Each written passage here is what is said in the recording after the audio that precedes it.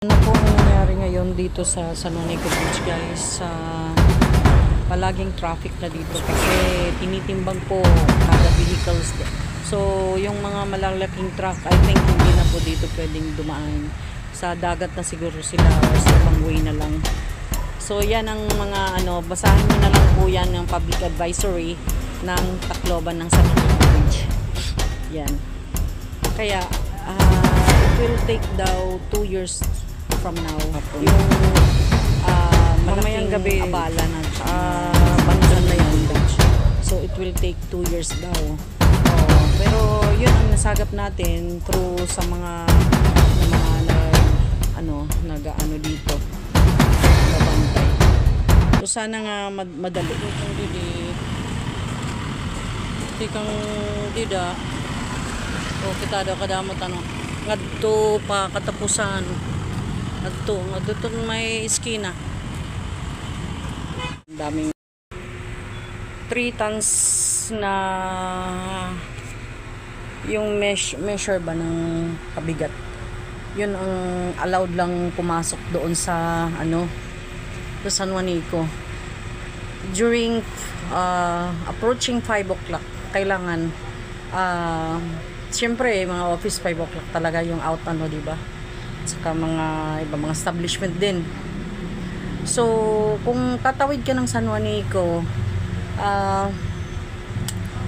you have to be patient, guys, kasi this San Juanico, longest bridge in Philippines, San Juanico, which is San Juanico Bridge, is kasing edad ko na po siya.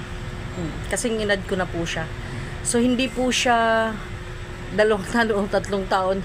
53 years old na po siya. So, it was built and construct during the time of Marcoses, the former, yung namatay na former President Ferdinand E. Marcos Sr. Yun. Nila, ng wife niya ni si Madam Imelda. So, sila nagplan, nag-construct sila. Project nila yan. Maingay dito, guys.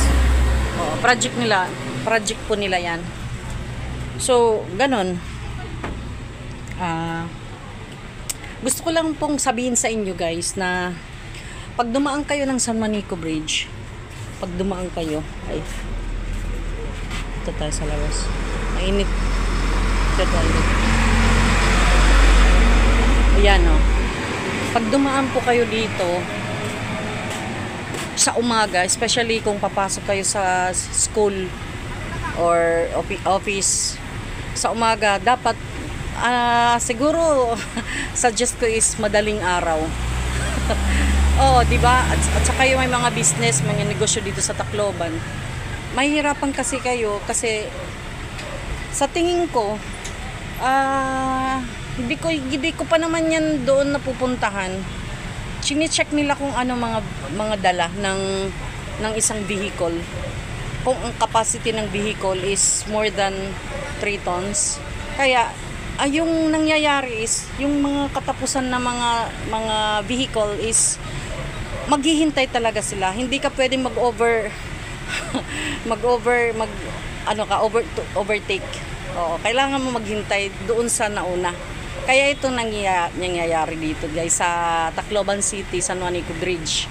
Kasi na daw siya, parang na siya, kumbaga sa matanda, mahina na yung mga tuhod. Anytime pwede siyang mag-collapse.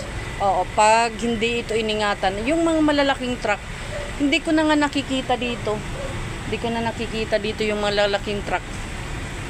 Sa palagay ko, iba na yung way nila, gumawa yung government dito, yung mayor natin, or yung DPWH din, ng ibang dadaanan ng way dito, aside from San Juanico Bridge. Yung may mga bagahe na, siguro, barge na lang siguro sa dagat.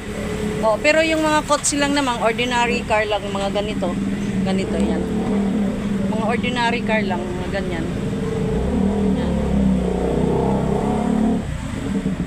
Yan, hanggang doon sa may kanto. Kaya kailangan may baong kayong pasensya pag kayo dumaan ng San Juanico Bridge. Kasi I think sa pagkakaalam ko is ano ito, magiging 2 years daw ito na ganito yung flow ng traffic. O kasi i-rehabilitate pa yan, gagawan pa ng paraan ng government natin. Syempre, kailangan ng pondo yan. So you have to be patient. Sa umaga, double traffic din dito. Ano talaga sila, kumbaga loaded yung kalsada pag umaga. From 6 a.m., I think 6 a.m. to mga 8 a.m. to 9 a.m. Pag hapon naman, ganito, 4 o'clock hanggang 7 mamayang gabi. Ganun ang ano dito, ang vehicles na makikita mo dito is talagang parang Manila na. Kasi ano na yan, iniingatan na yung San Juanico Bridge. Kaya magbaon kayo ng pasensya pag kayo pumunta dito, guys, ha.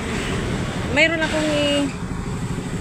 akong i-upload din na ano ba?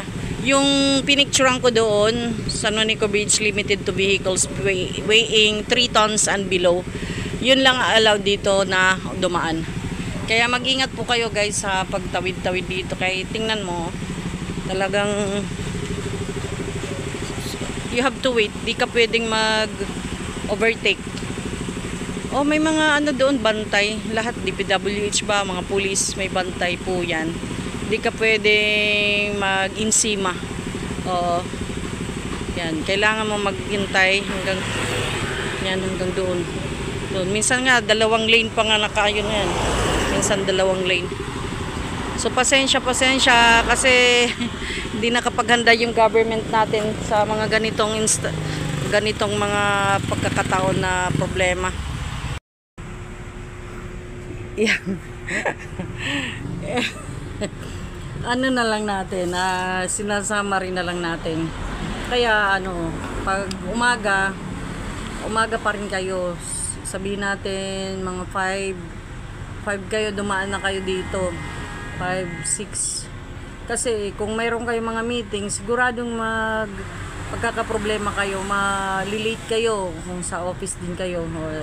Yung iba, alam mo, tumatawid pa, galing pang summer, nag-o-office pa sila dito. Yung iba may mga negosyo, di ba? Ganun, nagtatrabaho. Ganun talaga, wala tayong magagawa kasi hindi ito napaghandaan ng ating government dito, na parang hindi siya na paghandaan. May term dyan, hindi, basta hindi napaghandaan. Kaya ang tao, malaking lugi or malaking abala po ito sa lahat ng tao ng 2 island na nagdudugtong. Hindi lang yan, kasi yung mga from Manila is, from Batangas, from Metro Manila is dumadaan din dito. Ito lang yung pinaka fastest way, easiest way para dumaan. So malaking abala po ito sa lahat ng tao, from Manila at Leyte.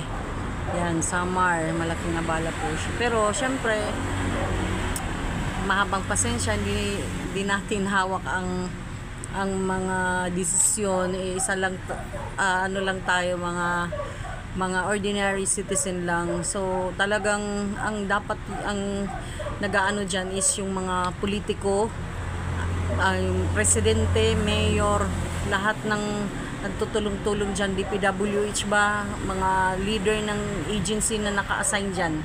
Magtulong-tulong kayo kasi hindi yan easy na problema ng ating bansa na parang parang nabaliwala siya. So yun, tayo magdudusa mga Pilipino. Ingat po kayo sa biyahe at magbaon ng pasensya. Minsan tirik ang araw pag umaga, alas 12, dami ring loaded din dito, guys.